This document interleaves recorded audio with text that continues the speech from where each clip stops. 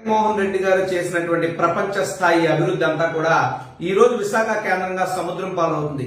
జగన్మోహన్ రెడ్డి గారు తన పరిపాలనా హయాంలో విశాఖ నగరాన్ని ప్రపంచ స్థాయికి తీసుకెళ్లారు. కానీ ఈ రోజు అది మొత్తం కూడా మట్టిలో పోసిన పన్నీర్ అవుతుంది. ఎందుకు ఈ మాటలు చెప్తున్నానంటే వైజాగ్ అంటే బీచ్, బీచ్ అంటే వైజాగ్, విశాఖని సాగర తీరంగా సర్వాంగ సుందరంగా ప్రపంచ పర్యాటకులు సైతం ఎక్కడున్నా ఏరుకోరి విశాఖపట్నం వచ్చి సముద్రపు తీరపు అందాలను ఎంజాయ్ చేసేటటువంటి ఒక గొప్ప ప్రకృతి అందించినటువంటి వరం విశాఖ సాగర తీరం.